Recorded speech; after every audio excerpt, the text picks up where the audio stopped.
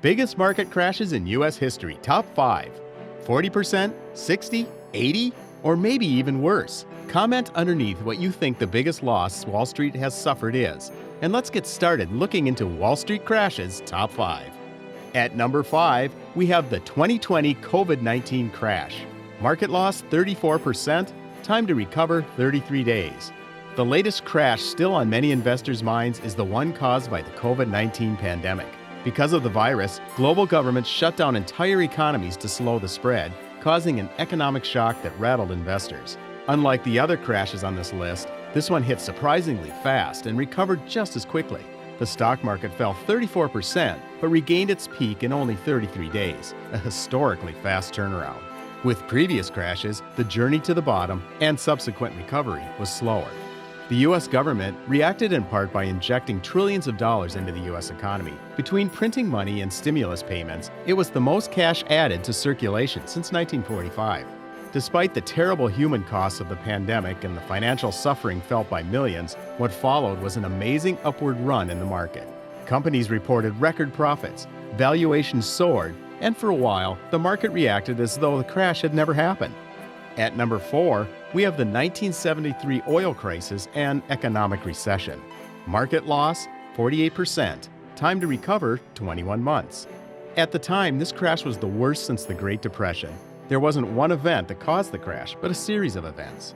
First, there were several financial reforms, including depegging or unlinking the dollar from gold, which undermined the dollar's stability and contributed to runaway inflation.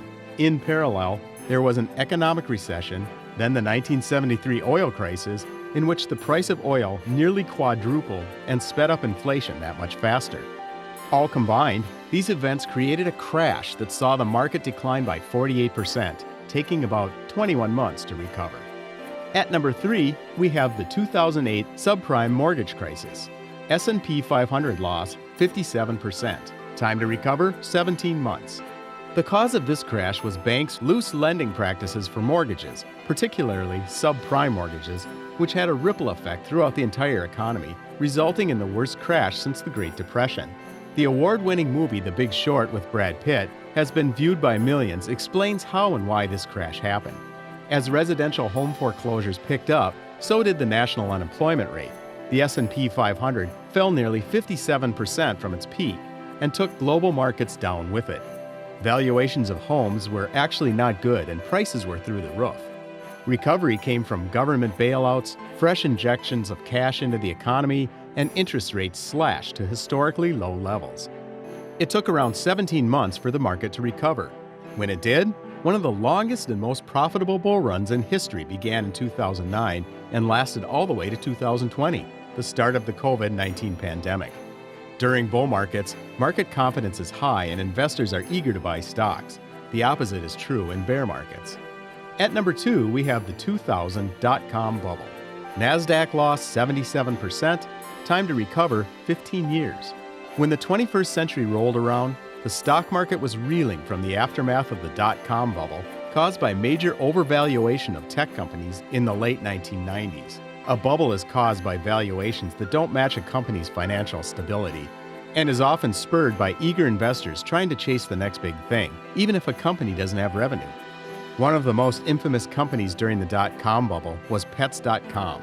The company raised $82.5 million in its February 2000 IPO.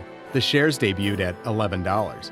However, the company failed to earn revenue, and in November, the company declared bankruptcy and closed its doors, with its stock trading at 22 cents a share the day of its bankruptcy announcement.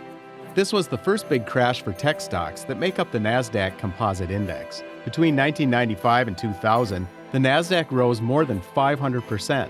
By 2002, the index fell nearly 77% and wouldn't reach its former peak again for almost 15 years.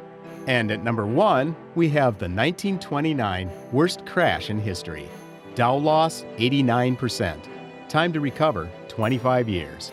The stock market crash of 1929 put an end to the roaring 20s and started the Great Depression. The stock market contracted so much that it would take until 1954 to fully regain its pre-crash value.